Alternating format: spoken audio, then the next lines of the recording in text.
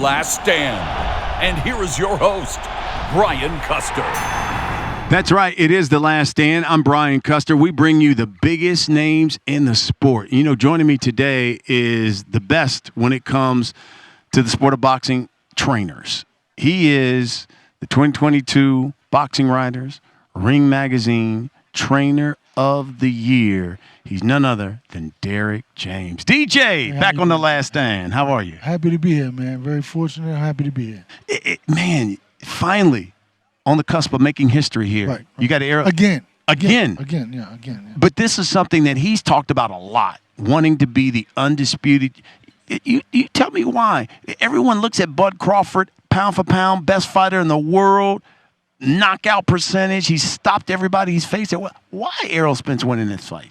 Well, Errol Spence is winning this fight, first of all, because if you can say he knocked out all these guys in the welterweight division, but none of those guys will probably be allowed to fight Errol Spence. None of those guys would be allowed to fight Errol Spence. So think about that. That's the truth. I mean, not any of them. Besides Kell, besides Sean Porter. Well, that's old news. Yeah. I mean, so Kell, Brooks, Sean Porter, okay, I'm talking about any of the other guys. Got it. Wouldn't be allowed to fight Errol. Nobody would watch him.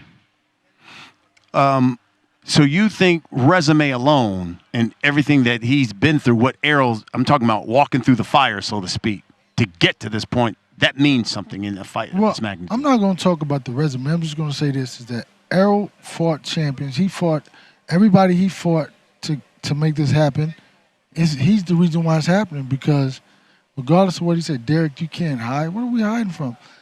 Errol said, I'm going to beat everybody on the side, and then I'm going to come get you. So what Errol did was beat champions. He just fought nondescript opposition to hold on to his belt. That press conference, man, got spicy, and you heard Brian Bomack kind of take a jab at you. What did he say about me? Well, just, hey, look, I can't wait to go up against this, this Derrick James, the so-called, best trainer. You guys can't hide anymore.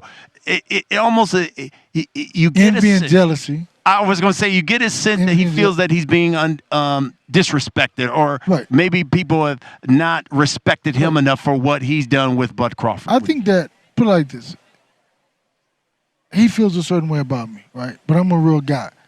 He should have been nominated possibly more when he had Jamil Herring and Crawford, but they didn't. I don't know why the boxing writers didn't assume. I think he was nominated once before, but I said, listen, he should have been. So regardless of whatever, I can not like you, but be honest.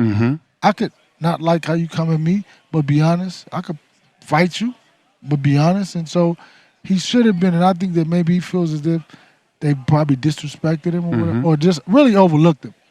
But I think that, like I said earlier, they have a small town attitude, right? They feel like they got to prove everything to everybody else. In reality, you have a champ for 10 years. Nobody in New York, nobody in Florida, Chicago, L.A., Detroit, wherever you want to talk about, has had a champ that long.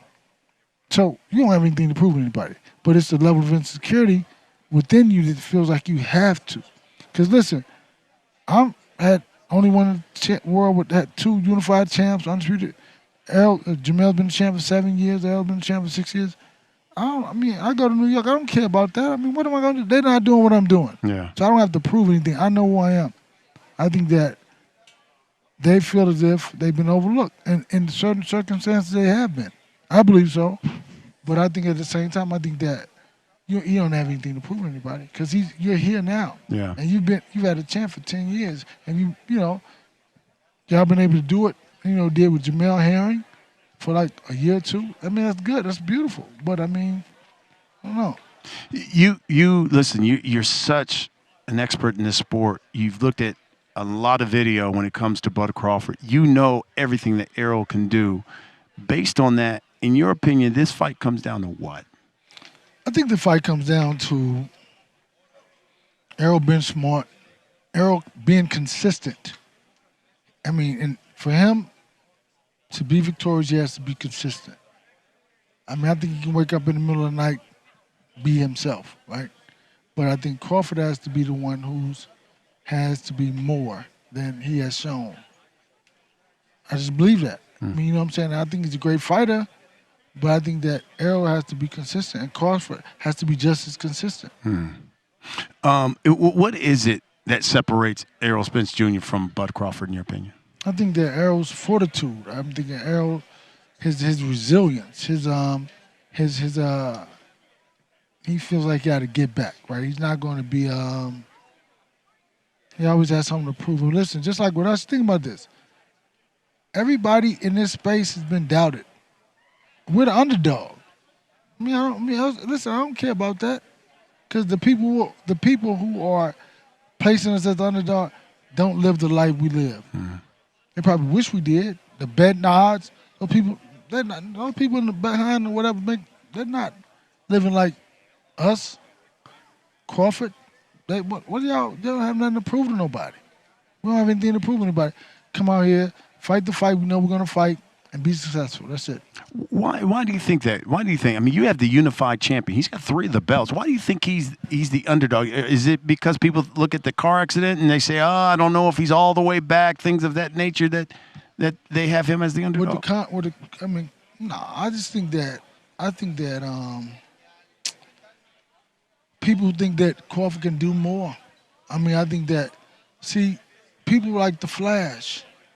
Like Errol, if you think about it, Errol is like he says, is like a Tim Duncan.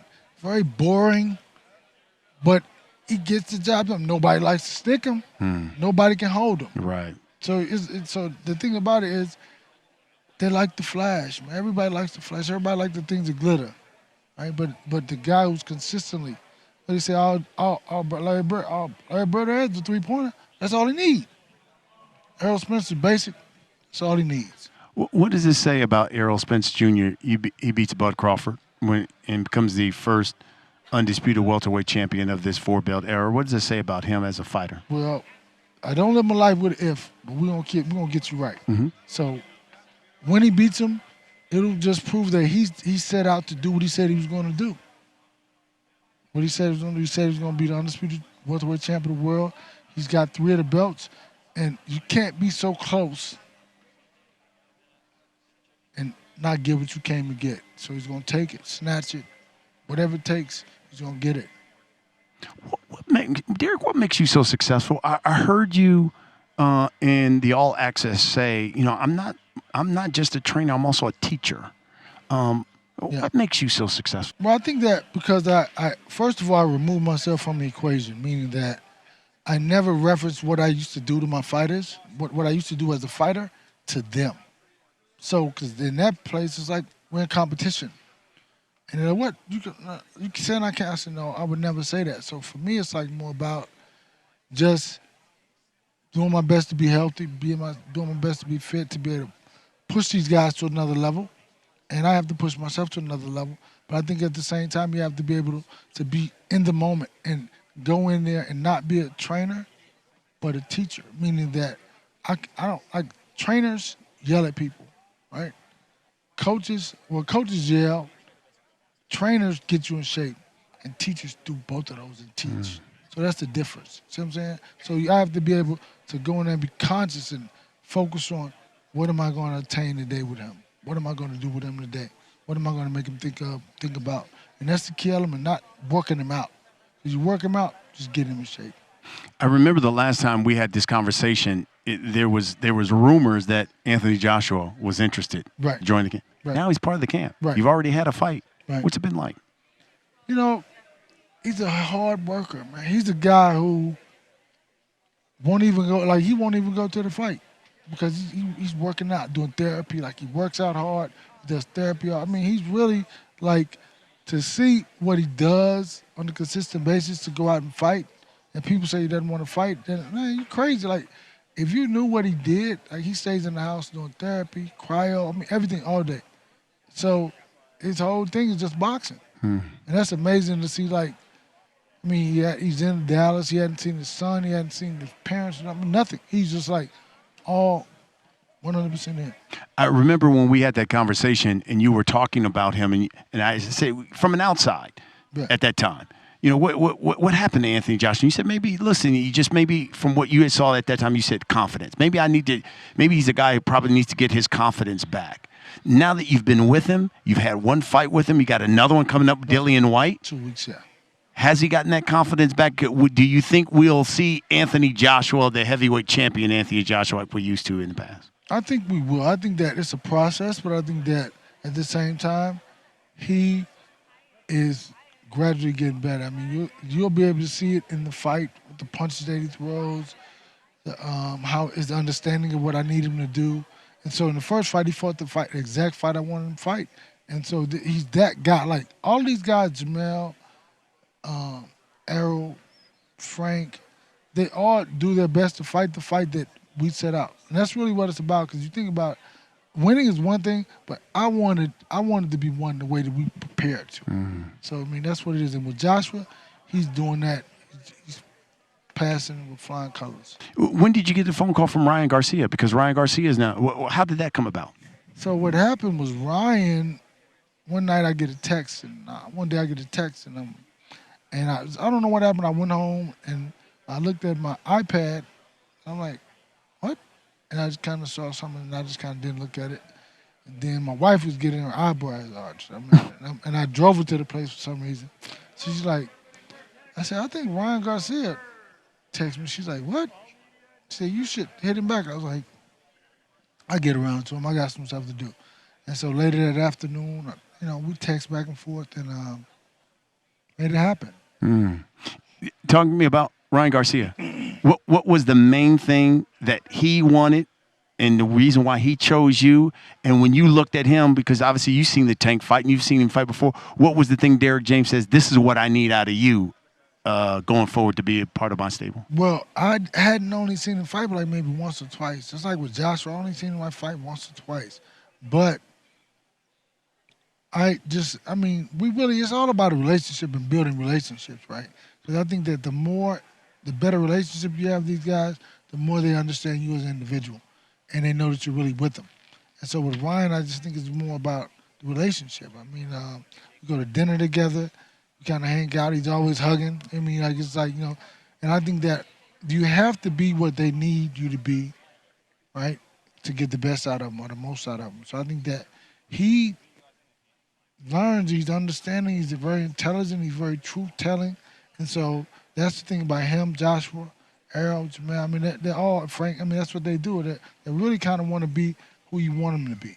Were you, what did he say about the night he loses the Tank and no one showed up there at the post-fight press conference? We never talked about it. Never talked about it? Because I always say, man, that's in the past. Because, I don't really want to, I'm not the guy to talk about your people. Yeah. You know what I mean? The world saw it, so there's nothing I can say about it. I mean, I just say, that's in the past. I'm not talking about that. And he never, I just let him know there's not a space you can talk to me about it, because I don't want to be, that's in the past. You don't talk about that. How difficult is it when you have Errol Spence Jr., right, Anthony Joshua, right, Ryan Garcia, Jamel Charlo, and now that's 5.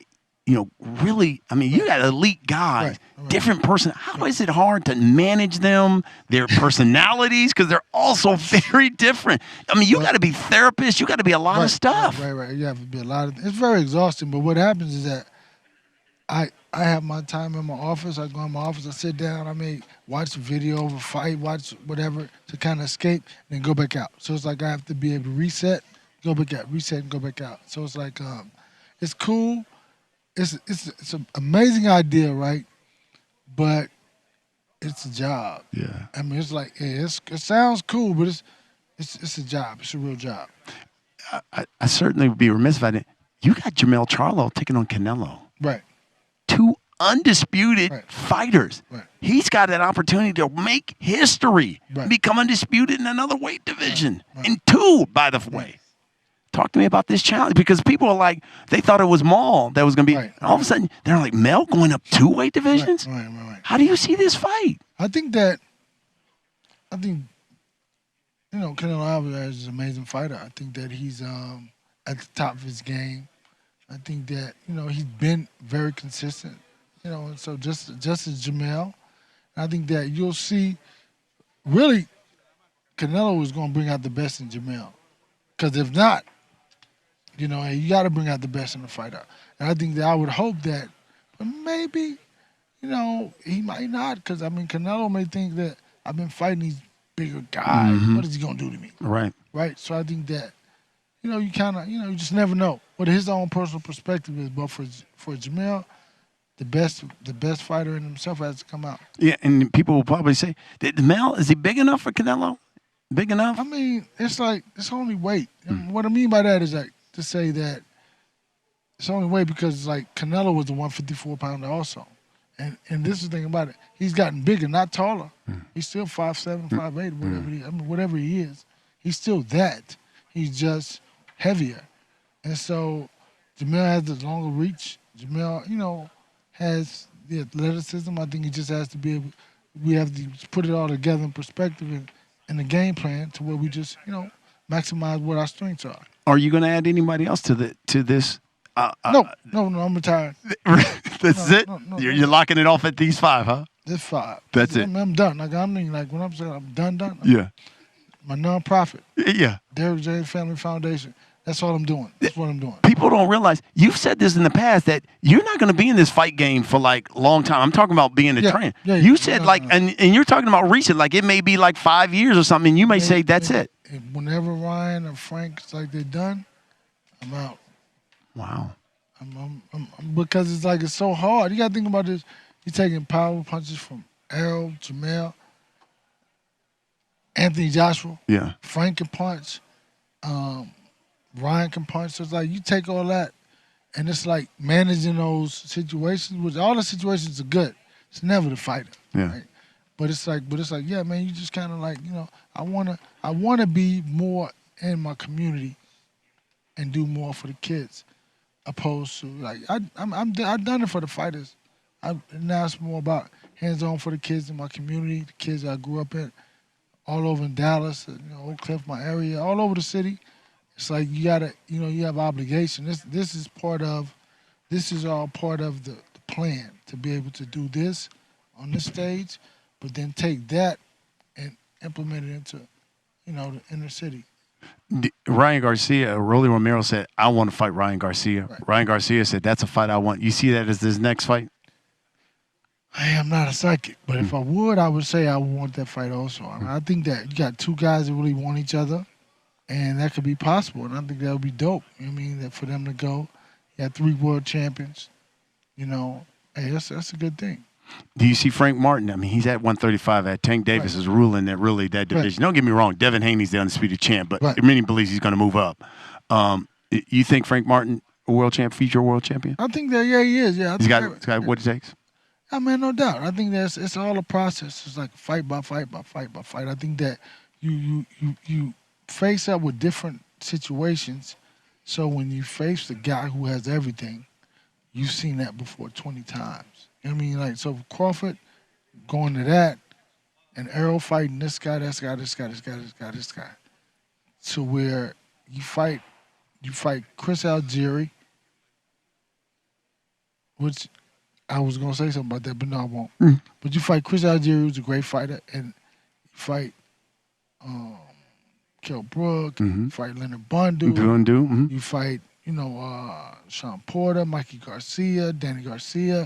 So you fight all these fighters, and they prepare you for the one guy that they say can do it all. So it's like that's what these fights were all about. Instead of going straight to this thing and playing it safe, no, we're gonna fight this guy. So when you fight the guy who has it all, you've already faced that. People always think about Emmanuel Stewart. Man, that was a great guy.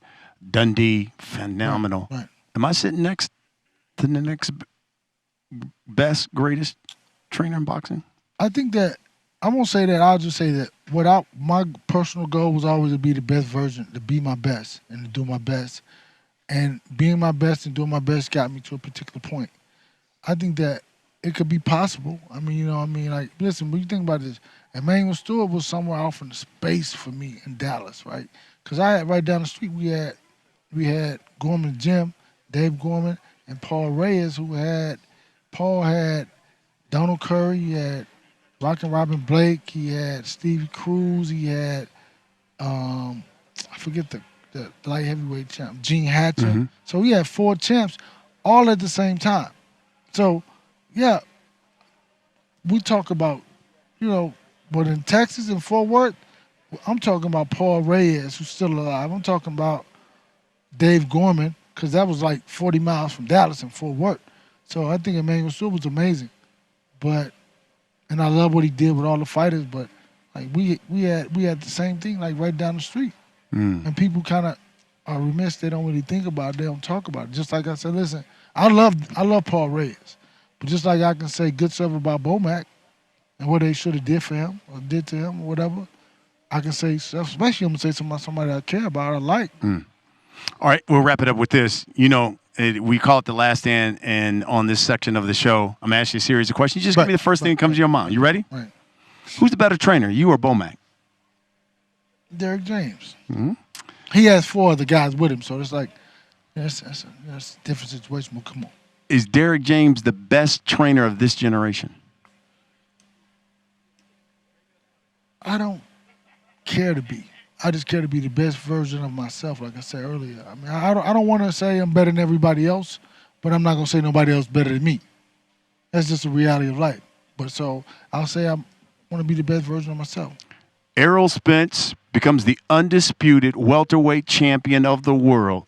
First time in his 4-belt era that would have ever happened. Right. Floyd didn't do it. Manny didn't do it. Is he the best welterweight of this generation? Oh, yeah, because no doubt. He's definitely, without a doubt, he's the best welterweight of his generation. Then he'll move up and do whatever. So, yeah, definitely. Errol Spence told me this is his last fight at 147. Yeah. He's moving up.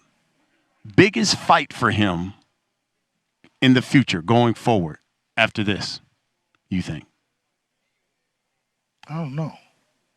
There are a couple other fights, but I have no idea. You don't know who would be the biggest fight for him? Well, I mean, the biggest fight, I don't know. I mean, people have talked about Canelo. They've talked about a number, but what do you think? I think, really, Canelo would be the biggest fight for anybody. But I think especially for Errol, because those are really like, when it comes to ticket sales in America, Errol it sells more than Canelo. So they go neck and neck. So, yeah. All right. Last but not least, who you think is going to be world champion first out of the Derrick James stable? Will it be Ryan Garcia or Anthony Joshua? Well, it will be Ryan Garcia because he's going to fight Rolly first. It's so funny. Everyone always says that when he fight Rolly, you're going to become champion. I'm not saying, listen, but he's getting the opportunity. Right first. I got you. What I'm saying. Yes. So not necessarily saying, because if it was Dillian White, then you know, whatever. Yes, yeah. I love it. Yeah. I always appreciate you, my brother. I love you, man. Yeah, I love you too, man. This guy, best trainer in boxing, Derrick James. He's just being modest, but he knows it's the case. Folks, that's what we do here on The Last Stand. We bring you the biggest names in the sport, like the best trainer in sport in boxing, Derrick James. Thanks for watching, everybody. We'll see you again next week.